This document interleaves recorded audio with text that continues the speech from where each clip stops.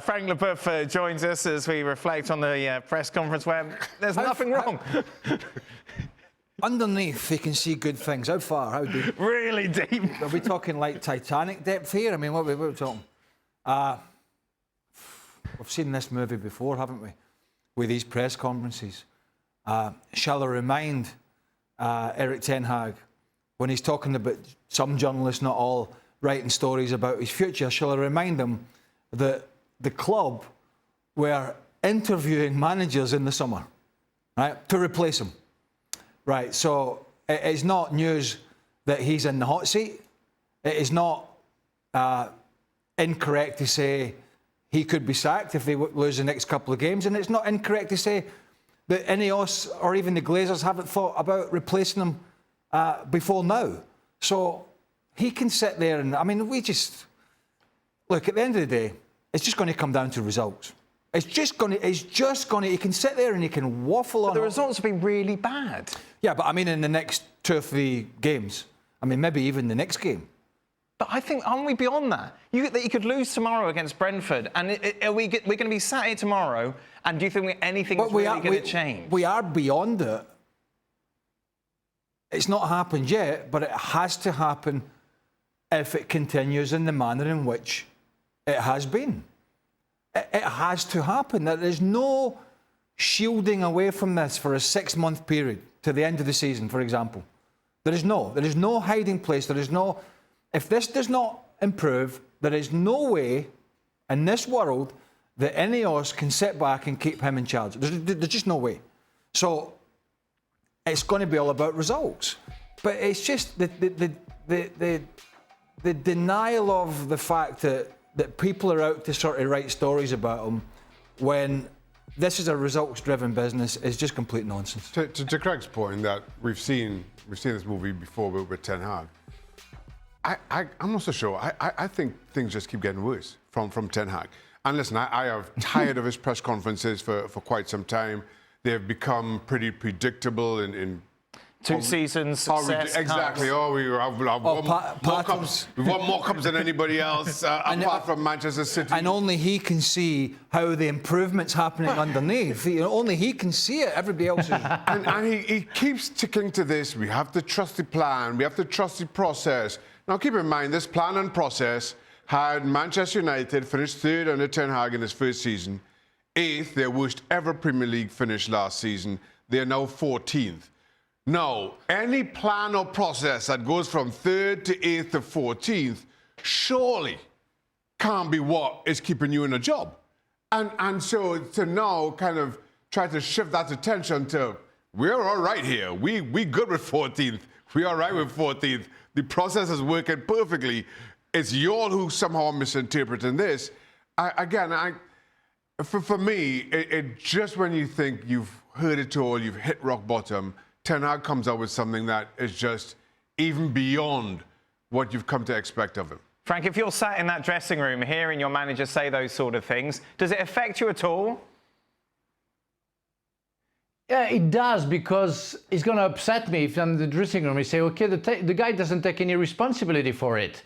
And that's nowadays what we see, that people, they put themselves in a victim position. Therefore, you know, if you attack them, you say, oh, you know why? It's because you attack me that I cannot defend myself. And it's always not my fault if we are there. We are 14th in the rank in the Premier League. It's not because of the player. It's not because of myself. We are doing our best. It's because the media are doing something bad. That's the worst of the worst. It's really an appalling situation right now for him. It was, as the guy said, you know, every time he did press conferences, it was bad. Now it's getting even worse. That now he attacks the media. And it's because the media, they talk, because they try to get something out of it. It's because of that Manchester United doesn't play well. The team are almost a mirror image of his, certainly his public personality, and his persona, which is quite weak. Maybe that's different behind the scenes. I don't know, but the public personality that I see on the touchline is not somebody who is combative and driving his team forward. Isn't there someone, though, who got rid of Cristiano Ronaldo, stood up to Jadon Sancho? They weren't weak moves, were they? Well, no. No, they won't. No, they were not. They were not. But he was backed by the club. But I'm talking about performance on the field. When I look at some of the most successful managers, certainly in England, and I look at Mourinho at Chelsea, it was combative on the touchline. Ferguson was combative. Wenger, for all his tactical skills, was combative. Conte, even Jurgen Klopp on the touchline, demonstrative. He's just persona on the touchline is kind of meek and sort of accepting of what he's watching. And I think in some sense there is no urgency, and doesn't seem to be any urgency from a player looking over and seeing his manager riling them up. Right. Quite often, even in games that are going badly, he's just sat there looking at an iPad or talking with somebody. And maybe that's the way he does things, and maybe that was successful for him, or it wasn't to an extent at Ajax. But he's not Ajax. He's not in Holland. He's in England, and he needs to get more out of these players. And I think when they look over at him and see him just sitting there, it's not very inspiring. And now you shouldn't need motivation as a professional football player. Craig, but you do want to see a manager that at least showing a bit of fight. Yeah, Craig, I go with you, but the problem you were naming Wenger, Mourinho, Ferguson, people were holding the dressing room, leading the dressing room, had a backup from the board and the backup from the dressing room. They knew what they had to do. They knew that they were above the dressing room, which is not the case of Ten Hag. He's never been like that. He had to fight against Cristiano Ronaldo. He had to put him away. He had to fight against Sancho because he wasn't above the players, and that's the main concern. And it's why I always say that the FA Cup final, winning the FA Cup final, was a bad gift for Manchester United, because you now go back to the same process. That's what it is. That's the reality of it. And that guy is trying to find excuses. And if you're a player, you say, my God, when that guy please going to go away, that we can maybe try something better with somebody else, because the guy is lost, and now he's after attacking the board maybe, or the players, now he's attacking the medias. So that's almost the end of it, I think. I don't see how, if they lose to Brentford at home, and who knows what's going to happen. Brentford have been a fast starting team. Thomas Frank, they had a few problems last year. They seem to have sorted that out. They're a big threat going forward again. They're a good side. I don't see how, if they lose to Brentford tomorrow, already sitting in 14th as Man United are, I don't see how they can allow them to go into the Fenerbahce game. I don't. I just don't see how they can sit back and say, Ineos, and say, OK. But they haven't won in 5 matches going into the international break, and apparently no one was flinching. Well, again, I go back to my initial point. It can't last. There has to be an end point somewhere. And I honestly don't see how another defeat at the weekend. Maybe if it's one, maybe if United get a draw, they lose 1-0 and they that was close, not too bad. But there's no way, like Bournemouth went up there last year and beat them by 3 or 4.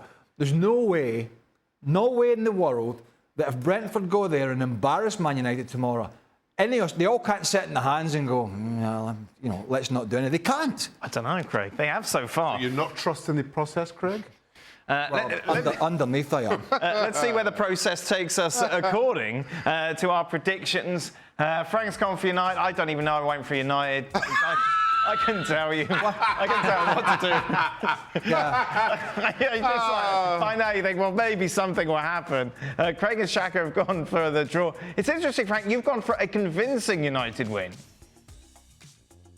Well, I don't know if it's going to be convincing, It's not because it's 3-1 that it's convincing, but at least, playing at home, I'm expecting Manchester United to win. And you know what? It's the same process that I explained for the bad gift winning the FA Cup. Before the international break, you draw against Aston Villa away from home, so you stick with Ten Hag. You come back and you have big games, in the Champions League, or I don't know, in Europa League, and you're gonna draw or you're gonna win. They're gonna stick to Ten Hag, and you're gonna go again and again and again, and still maybe, as Craig says, it's impossible to last with that guy. But I don't know, at home against Bournemouth, you have to win. You really have to win, otherwise that's the end of it.